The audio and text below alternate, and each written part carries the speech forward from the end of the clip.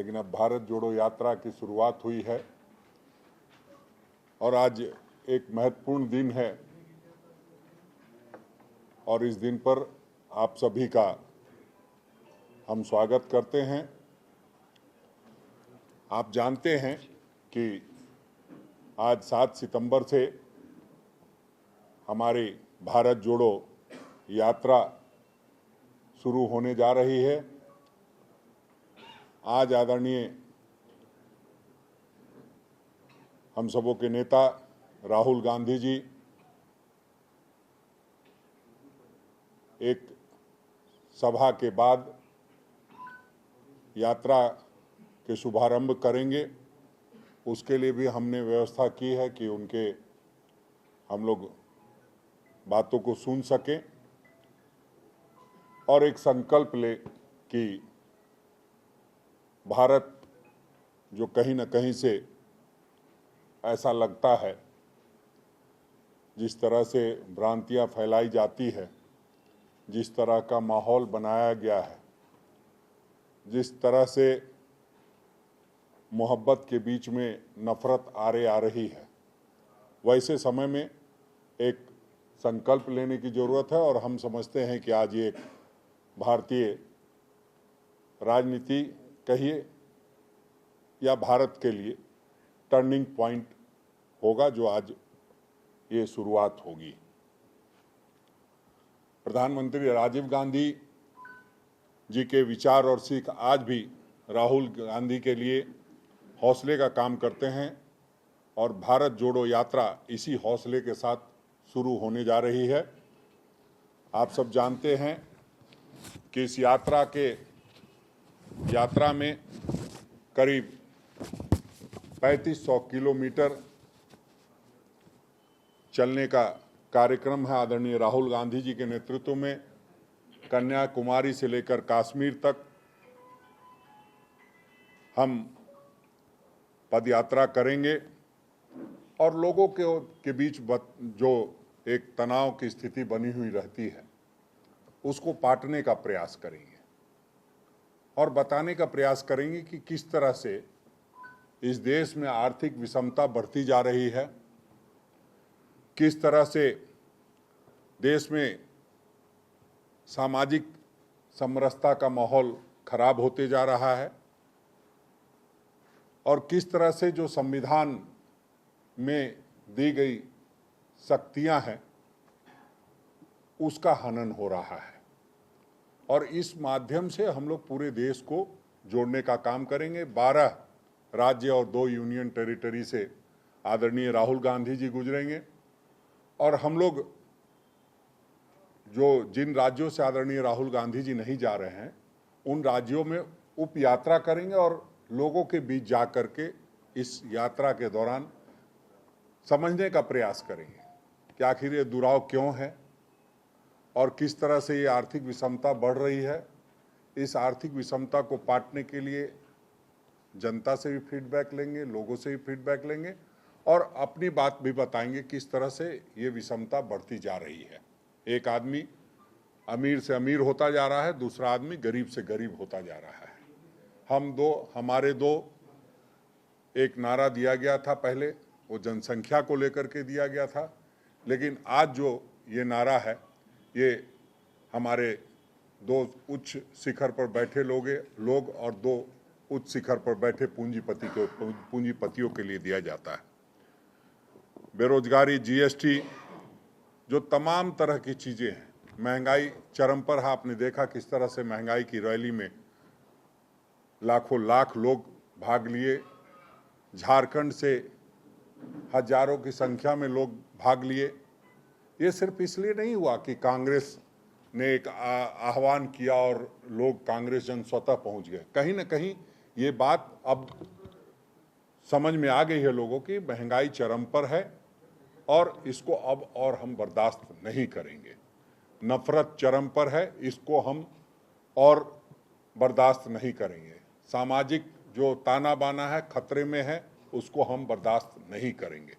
तो उन सारी चीज़ों को लेकर के जिस तरह का रिस्पांस आपने देखा, आज़ादी की गौरव यात्रा में भी किस तरह से लोगों ने रिस्पांस दिया। आज आप देख रहे हैं कि जब ये यात्रा आज राहुल जी 5 बजे से शुरू करने वाले हैं, तमाम कई जिलों में 11 बजे से शुरुआत हो गई, तो इसका मतलब उत्साह भी हम लोगों का चरम पर है। और कहीं ना कहीं लोगों का ये मानना है कि इस यात्रा से जो नफरत की जो खाई बढ़ती जा रही है, उसको पाटने में हम सफल होंगे।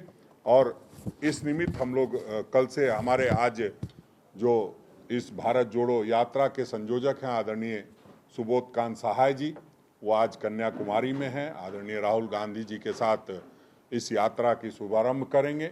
और कल वो आएंगे रांची में, फिर हम लोग रांची में से शुरुआत करेंगे।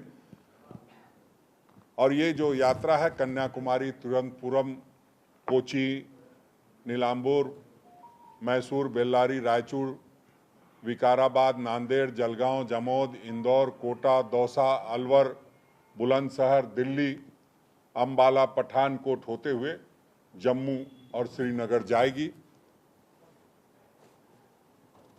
हम समझते हैं कि जो हम लोगों ने तय किया है उसका कारण जो हम पहले भी बताए हैं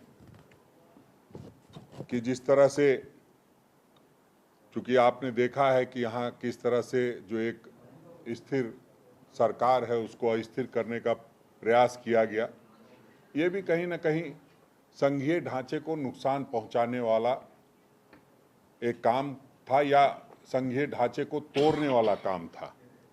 तो राजनीतिक जो इस तरह की बातें सामने आ रही हैं, संविधान में जो संस्थाएं हैं वो किस तरह से स्वतंत्र संस्थाएं गुलामों की तरह काम करके जो जनता के द्वारा चुनी गई सरकार है उसको अस्थिर करने का प्रयास कर रही है, जो तमाम इस तरह के इशूज हैं उसको लेकर के आदरणीय राहुल गांधी जी पदयात्रा करेंगे। उस दौरान जल, जंगल, जमीन, जहां से जो भी बातें सामने आएगी उन सारे चीज़ों को लेकर के हम लोग 5 महीना तक आदरणीय राहुल गांधी जी दौरा करेंगे। और हम समझते हैं आने वाला समय जो ये नफरत का माहौल बना हुआ है वो सद्भाव और मोहब्बत के रूप में बदलेगा। धन्यवाद।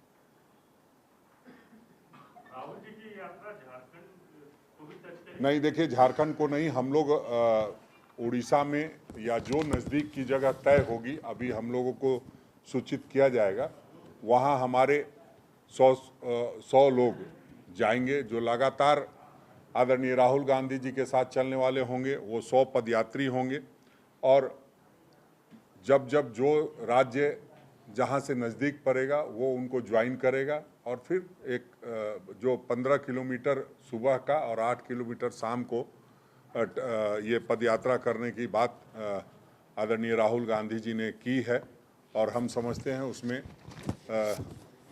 वो सफल भी होंगे। और हम लोग पूरे राज्य में भी इस तरह का पदयात्रा चलाते रहेंगे अगले 5 महीनों तक। है?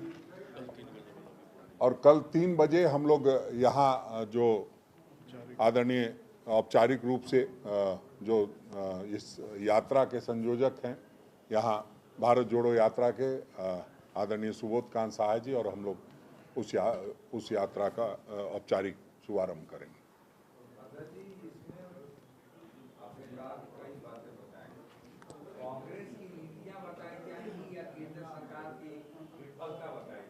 नहीं, कांग्रेस की नीतियां भी बताएंगे, भारत का संविधान भी पढ़ाएंगे और जो उनकी विफलता नहीं, ये कहिए कि जो संवैधानिक ढांचे के साथ छेड़छाड़ किया जा रहा है वो बताएंगे कि बाबा साहब ने जो संविधान दिया था वो उस संविधान के साथ छेड़छाड़ हो रहा है, उसके बारे में ज़रूर बताएंगे।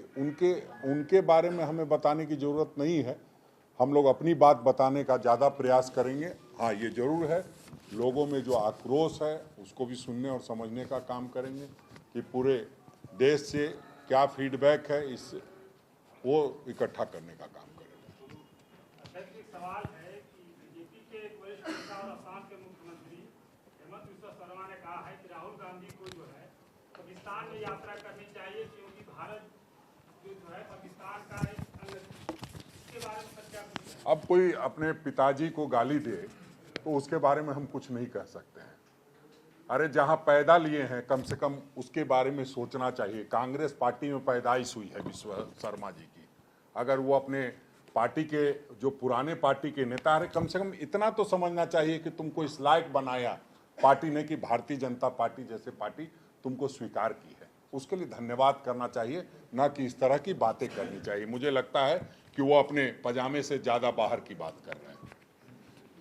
ठाकुर जी से अलग सवाल है कि हाउस में आपने बहुमत साबित कर दिया, क्या जो अनिश्चितता का जो वातावरण था, जो माहौल था पिछले कई दिनों से, क्या उस पर विराम लग गया या फिर ये अस्थायी तौर पर है? देखिए, जिस तरह से अफवाह फैलाए जा रहे थे कि सरकार संकट में है, सरकार के पास बहुमत नहीं है, मध्यावधि चुनाव होना चाहिए, आदि आदि, तो हम जनता के प्रति जवाबदेह हैं। जनता इस जवाबदेही को का निर्वहन करते हुए हमने अपना मैंडेट जो हमें जनता ने दिया है उनको बताने का काम किया कि जो आप लोगों ने एक हमको शक्ति दी थी वो शक्ति आज भी बरकरार है। अब इसके साथ कोई छेड़छाड़ करेगा तो निश्चित रूप से वो जनता के मतों के साथ छेड़छाड़ करेगा। जनता का जो हम लोगों के प्रति एक जो उन्होंने सरकार चुनने का काम किया है, जनता के द्वारा चुनी गई सरकार को अपदस्थ करने का काम करेगा। तो उस निमित्त हम लोगों ने किया है। उसमें बहुत लोगों के पेट में दर्द हो रहा है। अरे पेट में दर्द हो रहा था तो विपक्ष में आके खड़ा होना चाहिए था, कहना चाहिए था कि इस विश्वास मत से हमारा सरोकार नहीं है, हमको इस सरकार पे विश्वास नहीं है। इतनी भी हिम्मत नहीं हुई, क्योंकि वो जानते थे कि जनता के बीच जाएंगे तो मुश्किल होगी। इसलिए मौनम सम्मति लक्षणम की जो बात कही जाती है, मौन रूप से उन्होंने ये स्वीकार किया कि राज्य की सरकार काम कर रही है और इसको करने देना चाहिए। इसलिए विश्वास मत के दौरान उन्होंने कोई विपक्ष में एक भी मत नहीं पड़ा है। अच्छा, अभ्यर्थी बीजेपी के नेता ने कहा है, अच्छा हाँ, उनका करा दिया, हाँ करा दिया। बिना खेल हुए जो मैदान के बाहर प्रैक्टिस कर रहे हैं इतनी ज्यादा, वो खेल शुरू होने के पहले ही धराशायी हो गई। क्या क्या एक बार फिर से? मतलब जब अभी खेल प्रारंभ नहीं हुआ, आप लोग इतना वार्म अप कर लिए कि थक जाएंगे। जब खेल प्रारंभ होगा 2 दिन बाद, तो उसके बाद में आप लोग वहाँ सकेंगे। देखिए, एक हम बात बता दे रहे हैं कि ये 135 साल पुरानी पार्टी है और हम लोग समय समय पर जो इस तरह के चैलेंजेज आते हैं उसको हम लोग अपने तरीके से हैंडल करते हैं। अब कौन वार्म अप समझ रहा है, कौन क्या समझ रहा है, जिस तरह से अभी धूल चाटना पड़ा है वो किसी से छुपा नहीं है। आपने देखा होगा कि जब लोग सदन में बोल रहे थे तो उनके चेहरे से रौनक गायब थी और बाहर भी निकले क्या क्या बोले आप लोग जानते हैं।